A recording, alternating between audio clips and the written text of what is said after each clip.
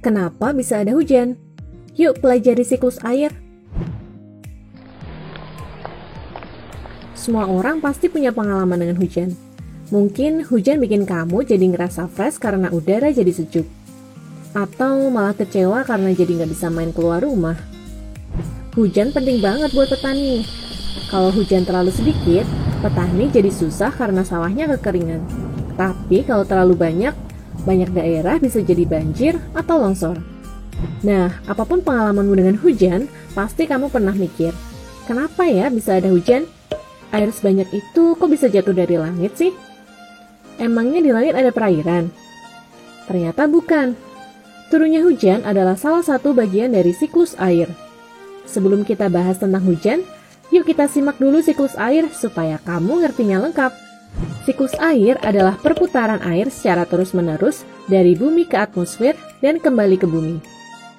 Dalam siklusnya, air akan mengalami perubahan bentuk baik padat, cair, ataupun gas, dan air akan berpindah-pindah tempat.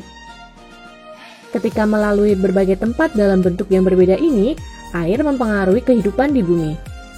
Tahu nggak, sebagian besar permukaan bumi dan tubuh makhluk hidup itu terdiri dari air loh. Di tubuh manusia sendiri, hampir 60%-nya terdiri dari air. Air jadi salah satu unsur penting bagi kehidupan. Siklus air menyebabkan massa air di bumi cenderung tetap dan air dapat terus diperbaharui. Secara lengkap, siklus air terdiri dari beberapa proses berikut. Evaporasi. Evaporasi adalah menguapnya air yang ada di permukaan seperti air laut, air danau, atau air sungai menjadi uap air dan naik ke atmosfer. Evaporasi disebabkan oleh adanya panas matahari. Kira-kira penguapan air terbesar berasal dari mana ya? Ya, 100 buat kalian yang menjawab air laut.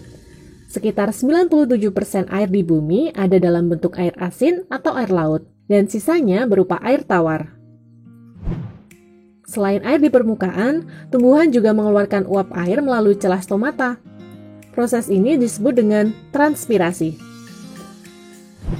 Uap air yang ada di atmosfer akan mengalami kondensasi menjadi cair ketika melewati lapisan udara yang dingin. Kumpulan uap air yang terkondensasi akan membentuk awan. Awan yang baru terbentuk warnanya putih, tapi semakin banyak uap air yang terkondensasi, awan jadi semakin gelap. Warna gelap ini karena cahaya matahari tidak menembus awan. Makin lama, awan jadi makin tebal, berat dan gak sanggup lagi menampung air. Akhirnya, air turun ke bumi atau kita kenal sebagai hujan. Nah, udah gak bingung lagi kan kenapa air hujan bisa turun dari langit? Pertanyaan selanjutnya, apakah air hujan turun secara bersamaan di semua wilayah? Ternyata enggak. Hujan cuma terjadi kalau langit di wilayah tersebut punya awan yang cukup untuk turunnya hujan. Makanya kalau di daerah rumahmu turun hujan, belum tentu di tempat lain juga turun hujan. Pembentukan awan paling banyak terjadi di atas laut. Hal tersebut memungkinkan terjadinya 3 siklus air. Yang pertama, siklus pendek. Terjadi jika awan menyebabkan hujan di atas lautan juga. Yang kedua, siklus sedang. Terjadi jika awan berpindah ke daratan karena didorong oleh angin atau adanya perbedaan tekanan. Akibatnya, hujan turun di atas daratan. Air hujan yang turun akan mengalir ke tempat-tempat yang lebih rendah, termasuk juga ke laut. Saat mengalir itulah, air bisa meresap ke dalam tanah atau biasa disebut dengan infiltrasi, atau tersimpan di danau dan bendungan. Yang ketiga, siklus panjang. Terjadi jika awan berpindah ke wilayah yang suhunya sangat dingin, seperti puncak pegunungan yang sangat tinggi atau pada musim dingin di daerah subtropis. Akibatnya, terbentuklah kristal es yang kemudian turun dalam bentuk salju. Setelah semua proses tersebut terjadi, siklus air akan kembali lagi ke tahap awal dan berulang secara terus-menerus. Eits, ada fakta kece nih buat kalian semua. Kalau air yang paling banyak menguap adalah air laut, kenapa air hujan gak asin ya? Ada yang bisa nebak? Kakak kasih waktu deh buat mikir. Gampang kok jawabannya. Air hujan gak asin karena gak ada garamnya. Jadi ketika proses evaporasi, cuma air laut saja yang menguap. Sedangkan garam-garamnya nggak ikutan menguap. Karena itu, air hujan jadi nggak asin. Air hujan malah semakin asam karena bereaksi dengan gas-gas yang ada di atmosfer. Misalnya gas karbon dioksida, nitrogen oksida, atau sulfur oksida. Setelah paham tentang siklus air, apa saja sih manfaat dari air? Peran air dalam kehidupan manusia sangat penting. Misalnya memenuhi kebutuhan sehari-hari seperti minum, mandi, memasak dan mencuci, irigasi, lahan untuk tambak dan perikanan, sebagai pembangkit energi listrik, jalur transportasi antar pulau, dan sarana olahraga serta pariwisata. Karena manfaat air yang begitu banyak, kita harus selalu menjaga kualitas air supaya bisa terus digunakan. Sayangnya, beberapa aktivitas manusia malah bisa mengganggu siklus air dan memicu bencana alam, seperti banjir dan longsor.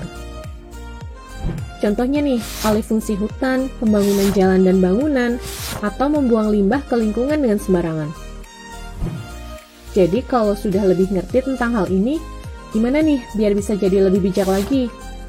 Pertama, lakukan apa yang kita bisa untuk merawat perairan yang ada di sekitar kita. Caranya yaitu dengan tidak membuang sampah sembarangan, apalagi di selokan atau di sungai.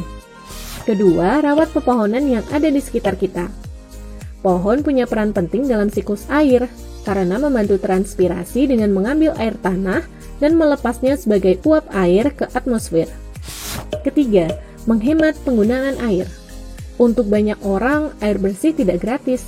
Ini karena sumber air yang ada harus diolah supaya bersih atau didatangkan dari tempat lain. Dan jangan lupa untuk bersyukur, karena kamu punya cukup air bersih untuk kehidupan sehari-harimu. Banyak orang yang tidak seberuntung kamu loh. Di Indonesia sendiri, diperkirakan sebanyak 24 juta orang kekurangan air bersih. Di daerah tempat mereka tinggal, sumber airnya jauh, tercemar, atau mahal.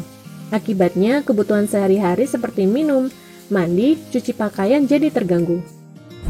Nah, terakhir, kakak mau tanya lagi nih. Kalau seandainya air bersih nggak ada, kira-kira berapa lama ya manusia dapat bertahan hidup tanpa minum air? Tulis jawabanmu di kolom komentar ya.